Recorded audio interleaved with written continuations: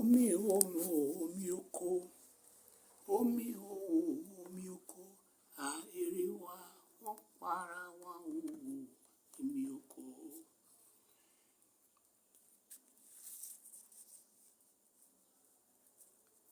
Today's episode is about exercise. That's it. It's pretty simple. It's as simple as also telling you to go and download my book. I put this link into your browser at https://www.selar.com/0135 01335127113 01335127113. And the next the exercise program I said I was going to talk about, I'm going to use two people to drive my point home. Then President Obama at the White House used to give hard time to people around him who were working for him by badgering them on how many hours of exercise they do. He just kept pushing them. That was one of the ways of giving them a hard time, because himself cannot do without exercising every day. That's my belief. Okay. We also know that Kamala Harris made it clear that while she was on the campaign trail, she lightheadedly said, "Oh, when I wake up at 6 in the morning, I go out there and I exercise, eat a light breakfast, and I jump on the campaign trail." I just wish that woman has been elected as a president. I feel really bad about that, but it is what it is.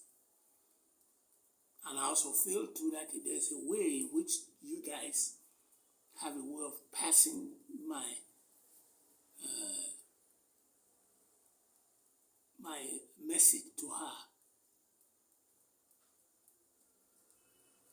I will be very glad, because that will make my day, because if you're able to pass this message to, this is one of the things that I heard from the grapevine.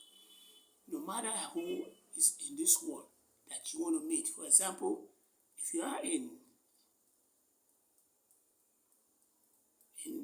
Ekenwa Road and you want to meet with somebody, say far-fetched, I'm talking about somebody who is so far-fetched. Say example, say you want to meet with President Putin.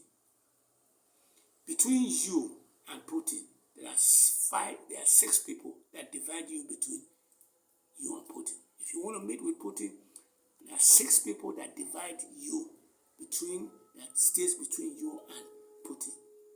If you can break that one, you're already won, and he's already won. So in the middle there's going to be 4 people in there. If you cross it down there, you will be able to get to where you can hang out with him. That's how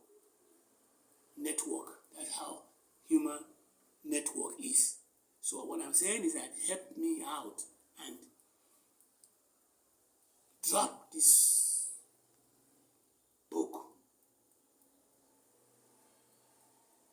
The title is Dream Beyond Border, Turning Vision into Reality. It's about how,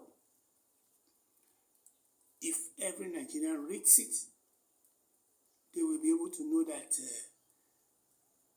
they can double down on what their core competence, what they're already doing for a living, and make good on it, and that's it.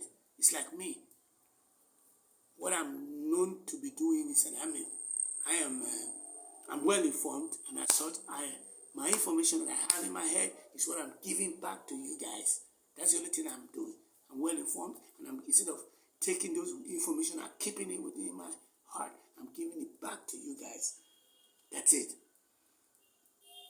If I'm no longer here tomorrow, all you have to put in my epithet is that okay, sober, that I was well informed. That's it. I don't care about the rest of it. All this cacophony that I'm talking about. So, since I said it was going to be exercise, and I've given you two people that I think that we should be looking on to, a woman, a black man, and a black woman, then I want to be able to tell you guys that if you exercise, you are indirectly reducing the time you will die. If you're going to die 30 years from now and you exercise every day, you will cut back on your 30 years too. So maybe you will now die at 60 years of age. If you're going to die at 60 and you start exercising, you will cut it back to where you will now be able to stay at 72 years of age or 80 years of age. That's what exercise does. What it does for you is that it your blood circulation, your breathing, your bones, they all sweat it out. But before I even go further than that, I believe that the United States, the percentage of the people who are exercising in America are going to be approximately 2% of Americans do exercise every day. 2%.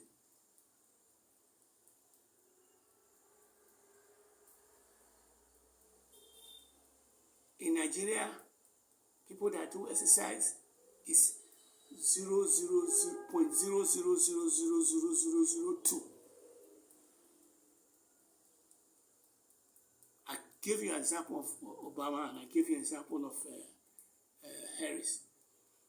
If you go there, there are tons of exercise houses all scattered throughout the whole of the United States.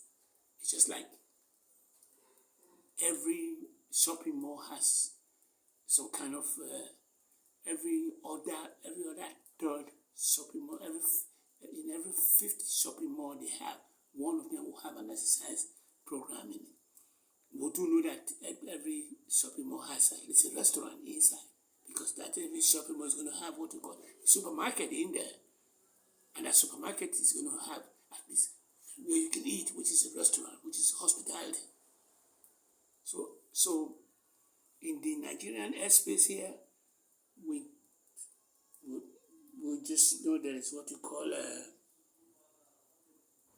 we don't have a lot of facilities like that.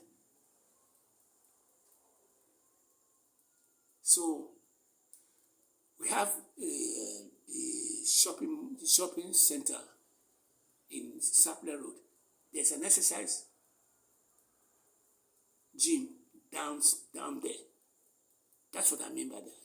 And I'm glad I was able to get to that point, because I've been there and I saw the exercise and I went to go check it out, how much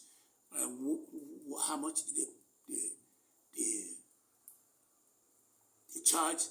But one of the things they told me was that even in the United States, where they will first of all give you 7 days to come and check it out, they don't do that there. You got to pay before you can even get into that facility.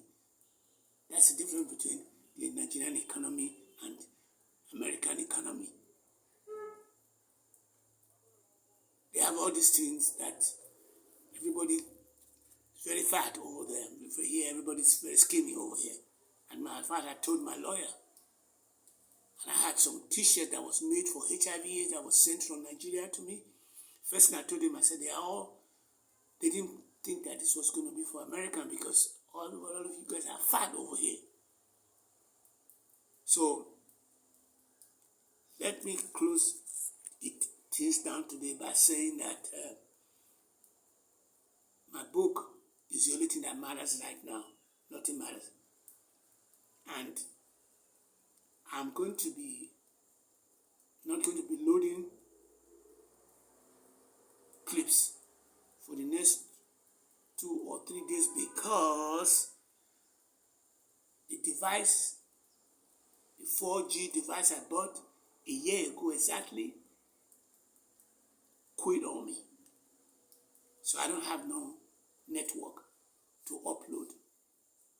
But when I went there and I told them, I think it was a battery that probably went out.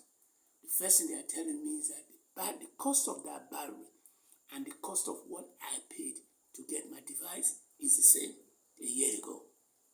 Let me give you the price. What I'm going to pay now and what I paid for that device is the same price. So I said, okay, since I'm hearing about 5G, I said, why don't I just upgrade? When I got to the 5G table, I found out that it's not a pocket device. This is a flask. And the price of that flask is 10 times of what I will pay. That just scared me, scared the living hell out of me. Unless if you have what to call people like Emelu, because as a matter of fact, there was at the middle of my research, I did find out, I did ask AI to give me the billionaires in Nigeria. Emelu, who gave 25 billion to Lagos State for food, yes, 2 or 3 days ago, was in it. And the guy who owns Bowie, Bao, he's in it, the one that went to Castina, the one that talked to the governor to go and mourn the death of Buhari. He's a billionaire. So, one more thing that I'm going to try to cover there is that I already gave you the book. The only thing that matters right now is the book. And I'm going to try and, as much as I can, to make that book not necessarily a do or die thing, but I'm just going to be sitting on it and just going to be playing with it 24 hours a day, 7 days a week, because it took me, it was difficult to carry, to pull off. It was very difficult because it was difficult, very difficult. The difficulty that it took me to get it off the ground in a year is the same difficulty that it took me to get my stuff together to finish that 40 years before returning back into the airspace. This is a year, and as I told my sister, I don't feel bad because I've just finished a year here. Well, a year over there that I finished over there was a nightmare for me because it was so bad that I was like, I went into depression. I was so depressed that I was like walking around like a dead man walking. I was walking around and I feel like I was dead, and it did affect my academic. That's why I was on probation. First semester, second semester I was still on probation. The third semester I was on suspension. It was the fourth semester that I was able to bounce back, and the money that I was supposed to use for 2 semesters, I ended up using it for 4 semesters. Or let me say I used it for 3 semesters, and then I owed the 4th semester and I didn't have the money, so I had to bounce out to go to the south. I came back after I got it together. So, you know now that Nigeria is not different from America. So far for head,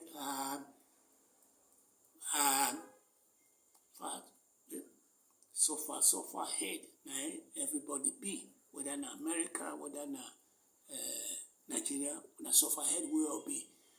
Those people who we are kind of like we're seeing out there that would like kind of envy, most of them are living in a cage.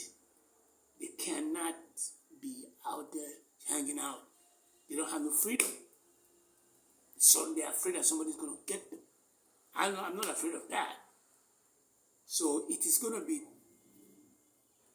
my book, or it's going to be my book or the highway. If you don't want to help me with my book, I don't need your money. All I need is that you go download this book, read it.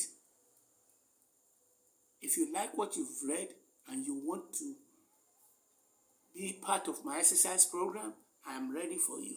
I'm going to start build a gym in only a